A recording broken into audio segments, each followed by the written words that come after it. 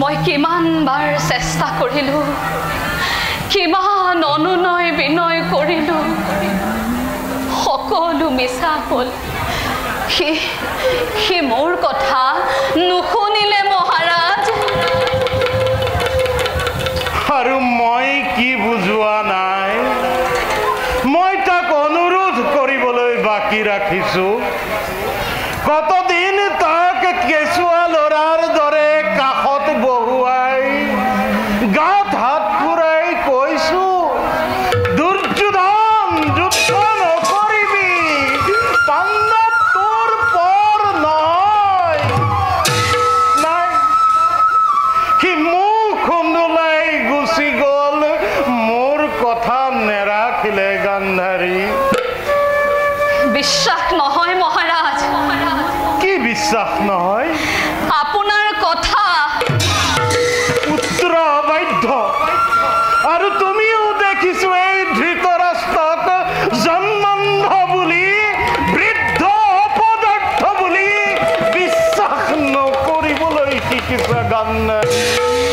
অভিনয় নকৰিব মহাৰাজ। এই কুৰুক্ষেত্ৰ ৰণৰ বাবে কৌৰৱৰ পিতা আপুনিয়ে বেছি দায়ী।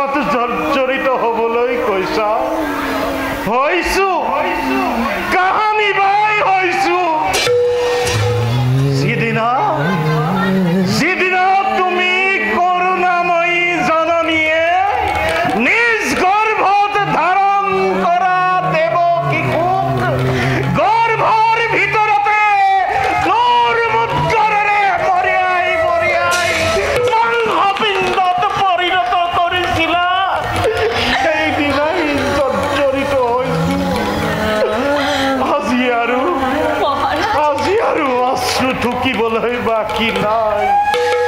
অশ্ৰু নদী বৈ বৈ শুকাই গ'ল বুকুৰ চেনেহ নিজৰা শুকাই শিলৰ তলি ওলাই পৰিল মহাৰাজ গান্ধাৰী গান্ধাৰী মহাৰাজ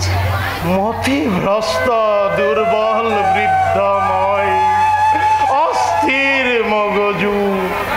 কিবা কম বুলি ভাবি কিবা কৈ পেলালো মোক ক্ষমা কৰা গান্ধাৰী মোক ক্ষমা কৰা মোক ক্ষমা কৰা মহাৰাজ গান্ধাৰী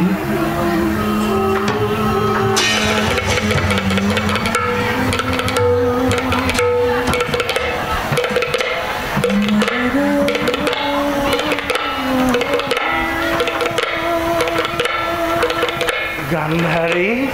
মহাৰাজ মহাৰাজ কাৰোবাৰ পদধ্বনি শুনিছো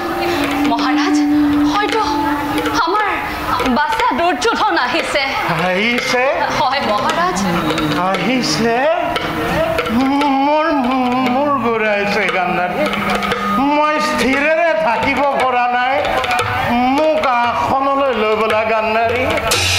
মোক লৈ বলা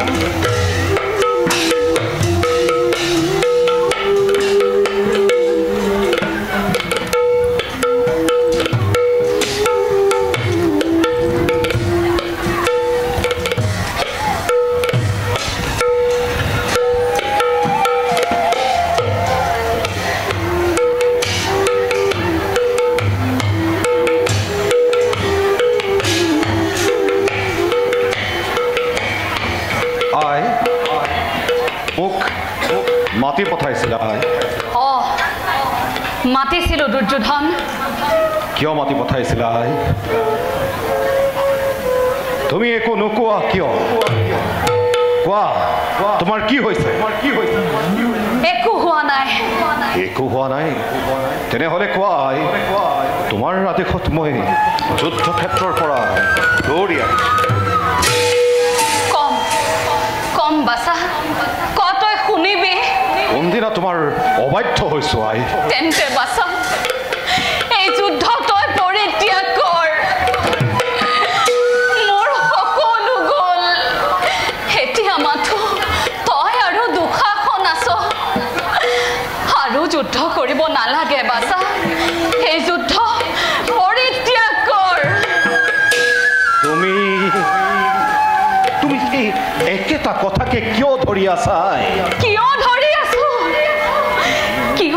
আছো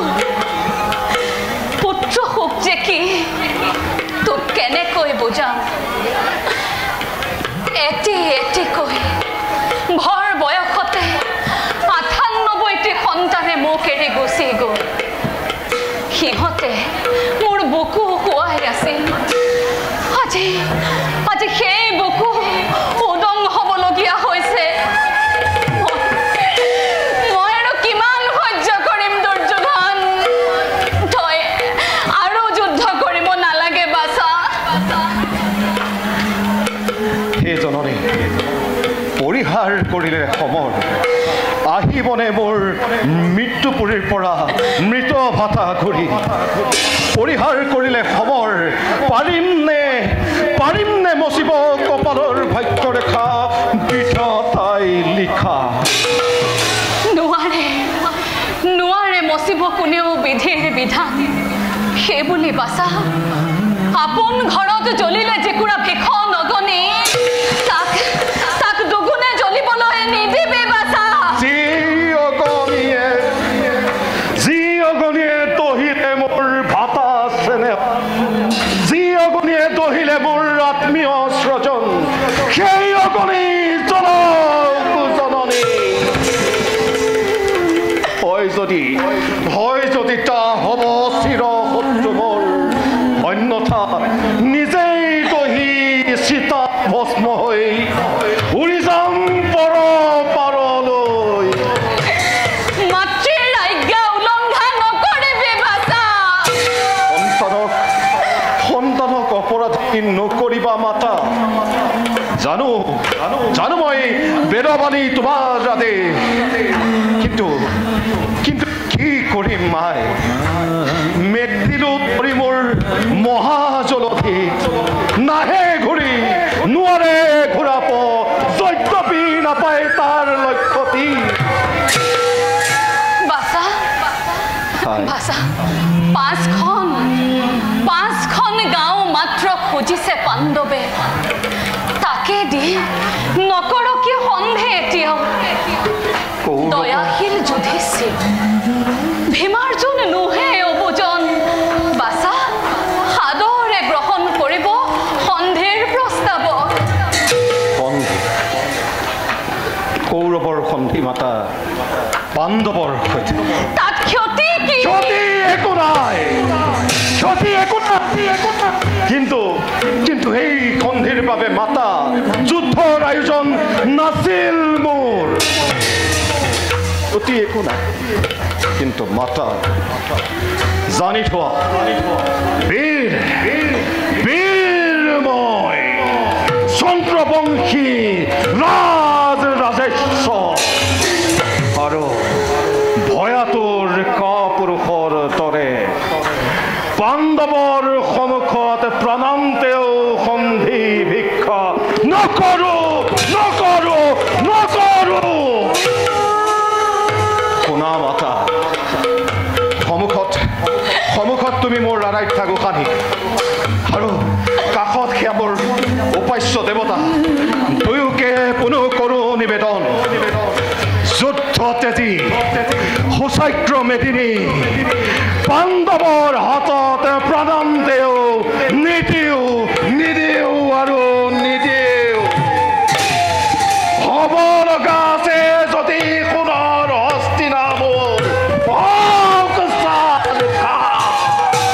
দিব লগা আছে যদি দিম ৰঙা ৰক্ত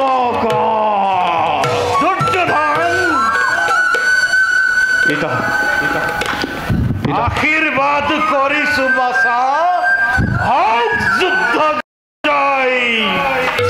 পিতৃপদে যেন মতি ৰৈ চিৰদিন আৰু যদি হয় পৰাজয়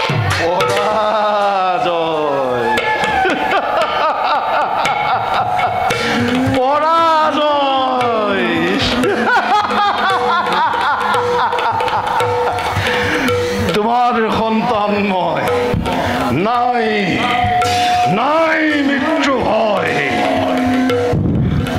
বোলা মাতা খন্তেক বিশ্ৰাম